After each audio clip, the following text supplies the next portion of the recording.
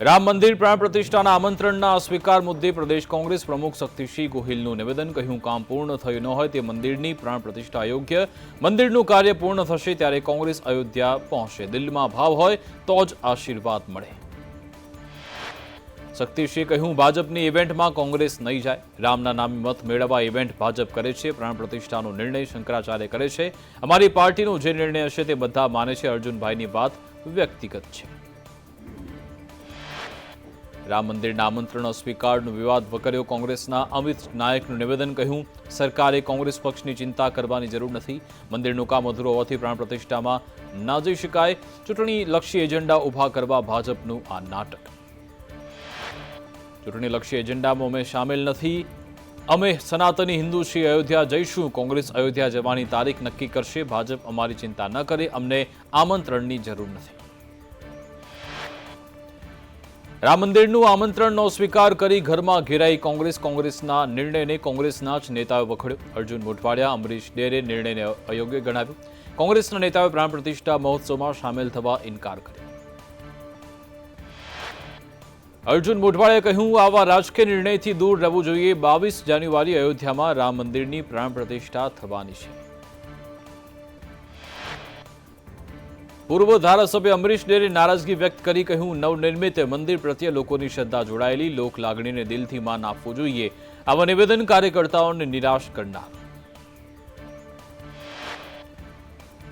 કોંગ્રેસ પ્રવક્તા હેમાંગ રાવલે કહ્યું, ધર્મ અને લાગણી સાથે કોઈ પણ રાજકારણ ન હોય। આગામી દિવસોમાં હું પણ અયોધ્યા જઈશ। મને આમંત્રણ મળ્યું હોત તો હું હાજર રહ્યો હોત। હેમાંગ રાવલે કહ્યું, હું હિન્દુ ધર્મ સાથે જોડાયેલો દરેક હિન્દુ મંદિરે જઈ શકે છે। આગામી દિવસોમાં કોંગ્રેસી નેતાઓ અયોધ્યા જઈ શકે છે।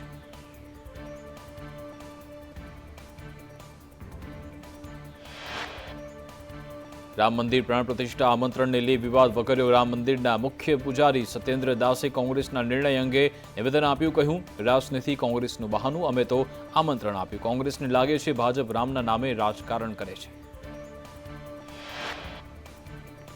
આમંત્રણના સ્વીકાર મુદ્દે કોંગ્રેસ પર સત્યેન્દ્ર દાસે કહ્યું, રાજનીતિ તો એક બહાનું। કોંગ્રેસે ભગવાનને કાલ્પનિક કહ્યા છે। આમંત્રણ નકારે જ છે। અમે પહેલા જ કહ્યું, કોંગ્રેસને આમંત્રણ ન આપવું જોઈએ।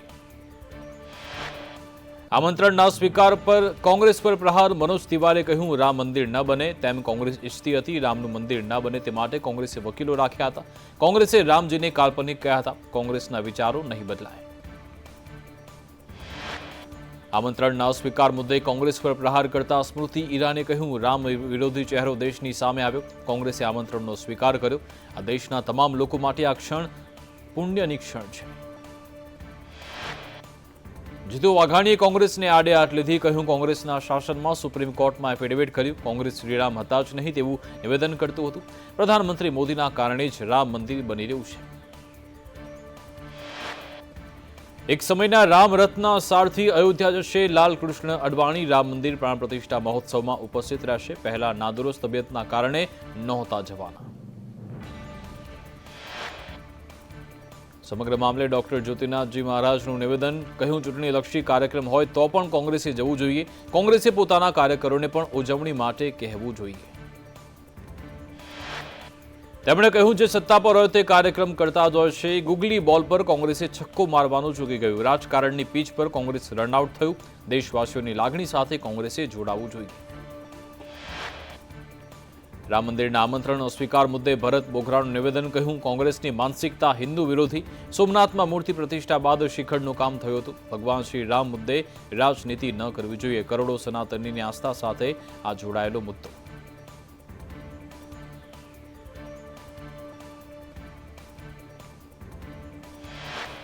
પીએમ મોદી અજમેર શરીફ દરગાહ માટે મોકલી ચાદર। દર વર્ષે ઉર્સના અવસર પર પીએમ મોકલે છે ચાદર। પીએમ મોદીએ મુસ્લિમ સમુદાયના પ્રતિનિધિ મંડળ સાથે પણ મુલાકાત કરી। સોશિયલ મીડિયા એક્સ પ્લેટફોર્મ પર પીએમ મોદીએ આપી જાણકારી।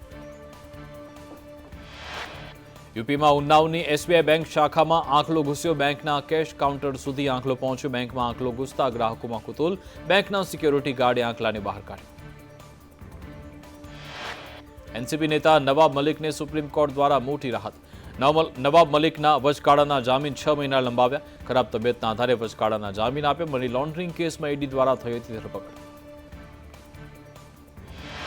દિલ્હી એનસીઆરમાં ભૂકંપના આંચકા અનુભવાયા. રિક્ટર સ્કેલ પર ભૂકંપની તીવ્રતા 3.6. ભૂકંપ આવતા લોકોમાં ફફડાટ. દીકરાની હત્યા કરનારી મહિલા સીઈઓને ડ્રાઈવર ભારે પડ્યો. પોલીસ જોડે કોંકણી ભાષામાં વાત કરી.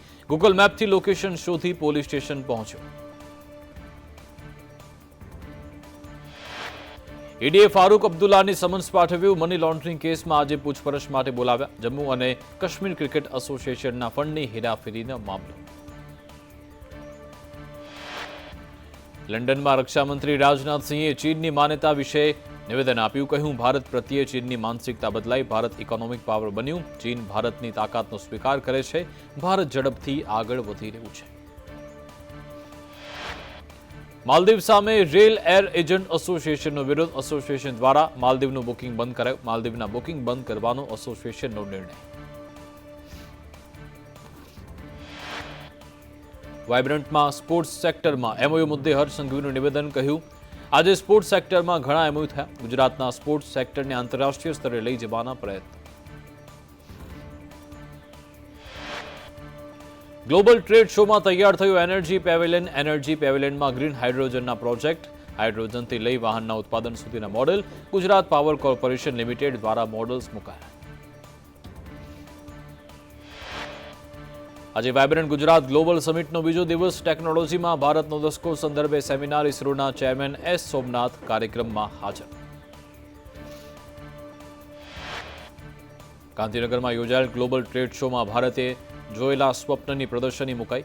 2026 ઓલિમ્પિકની યજમાની માટે ગુજરાત તૈયાર. નરેન્દ્ર મોદી સ્ટેડિયમમાં થીમ પર વિશાળ સ્ટોલ તૈયાર કરાયા. કેન્દ્રીય રેલવે મંત્રી અશ્વિની વૈષ્ણવે કહ્યું, 2026માં પહેલી બુલેટ ટ્રેન દોડતી થશે. બુલેટ ટ્રેનનું કામ ઝડપી થઈ રહ્યું છે. બિલીમોરા સુધી બુલેટ ટ્રેન દોડવાની શરૂ થઈ જશે. કેન્દ્રીય ગૃહમંત્રી અમિત શાહ કાલે વાઇબ્રન્ટ ગુજરાતના સમાપનમાં હાજર રહેશે. બપોરે 32 કલાકે સમાપન સમારોહમાં હાજર રહેશે. અમિત શાહ વિદ્યા સમીક્ષા કેન્દ્રની પણ લેશે મુલાકાત. કેન્દ્રીય મંત્રી નીતિન ગડકરીનું નિવેદન. કહ્યું, ઈ વ્હીકલમાં વિશ્વમાં પ્રથમ આવવાનું લક્ષ્ય. 1 વર્ષમાં લિથિયમ આયન બેટરીની કિંમત વધુ ઘટશે. ઈ લક્ઝરી બસ પણ આવી રહી છે. ઈ વ્હીકલ માટે હાઈવે બનાવવા ચર્ચા થઈ રહી છે. કેબલ નાખી કામ થશે. દિલ્હી મુંબઈ વચ્ચે કેબલ લગાવી ઇલેક્ટ્રિક ટ્રક દોડાવી શકાશે. ધોલેરામાં રોકાણ બાબતે ટાટાએ કરી જાહેરાત. આ અંગે કેન્દ્રીય મંત્રી અશ્વિની વૈષ્ણવે કહ્યું, વિકસિત ભારત માટે ગુજરાત કરી રહ્યું છે તૈયારી. 2024માં માઇક્રોનની ચીપ ગુજરાતમાંથી બનીને બહાર આવશે. વાઇબ્રન્ટ ગુજરાતમાં વ્હીકલ મેન્યુફેક્ચરિંગ પર સેમિનાર થયો. ઉદ્યોગ મંત્રી બળવંતસિંહ રાજપૂતનું નિવેદન. કહ્યું, વાઇબ્રન્ટ ગુજરાત સમિટ આજે વટવૃક્ષ બન્યું. 2 વર્ષમાં ઈ વ્હીકલના વેચાણમાં 14% વધારો થયો. કેન્દ્રીય નાણામંત્રી નિર્મલા સીતારમણે કહ્યું, વિશ્વના રોકાણકારોની નજર હવે ગિફ્ટ સિટી પર. ગિફ્ટ સિટીથી ઉદ્યોગ સાહસિકોને નવા વિકલ્પ મળશે. 21મી સદીમાં નિર્માણ માટે નાણાં મંત્રાલય મદદરૂપ થતું રહેશે. દેશના સ્વચ્છ શહેરમાં સુરત પ્રથમ નંબરે. સ્વચ્છતા સર્વેક્ષણમાં સુરતને મળ્યો પ્રથમ ક્રમાંક. મનપાએ સ્વચ્છતા કર્મીઓને અભિનંદન પાઠવ્યા. મનપા કમિશનર અને મેયરે મેળવ્યો એવોર્ડ.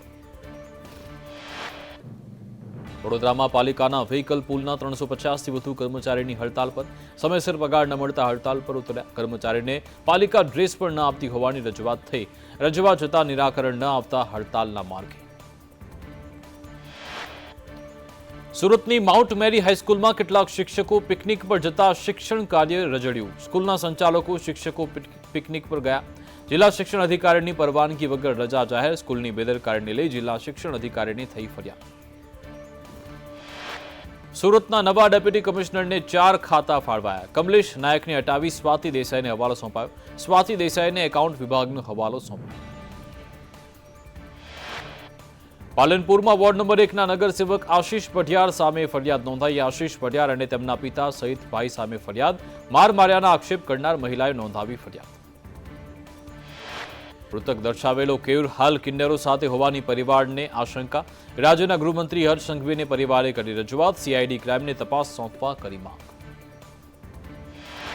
ભરૂચ જિલ્લામાં ખેડૂતોનો વિરોધ. સરકારી પ્રોજેક્ટને લઈ ખેડૂતોનો વિરોધ. જમીન સંપાદનમાં અસમાનતાને લઈ વિરોધ કર્યો. જમીન વળતરની રકમથી નારાજ ખેડૂતોનો વિરોધ. 32 ગામના લોકોએ ચૂંટણી કાર્ડ જમા કરાવી ચૂંટણી બહિષ્કારની આપી ચીમકી.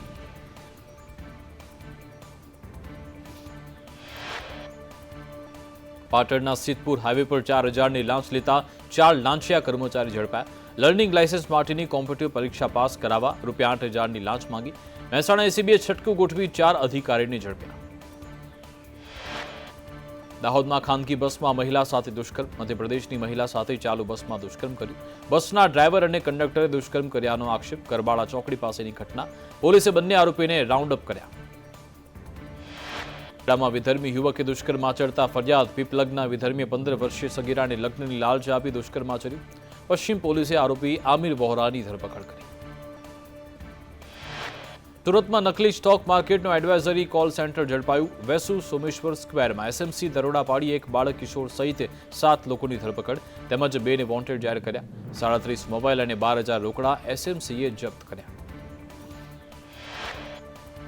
સુરતના ડિંડોલીમાં અસામાજિક તત્વોનો આતંક। મહાદેવનગરની સોસાયટીમાં ઘૂસી તોડફોડ કરી। 3 થી 4 શખ્સો 2 વાહનોમાં તોડફોડ કરી ફરાર થયા। ડિંડોલી પોલીસે આરોપીને પકડવા। ભાવનગરમાં આર્થિક ભીંસમાં ભાજપ નેતા અબ્બાસ અલી ભુરાણીએ ઝેરી દવા પી આપઘાત કર્યો। અબ્બાસ અલી ભાજપના લઘુમતી મોરચાના પૂર્વ ઉપપ્રમુખ હતા। તળાજા પોલીસે તપાસ હાથ ધરી। મહેસાણાની પ્રવાસી સ્કૂલ બસનું રાજસ્થાનમાં અકસ્માત। 2 વ્યક્તિના ઘટના સ્થળે મોત। ચોટિયા સીએન વિદ્યાલયની બસને અકસ્માત નડ્યો।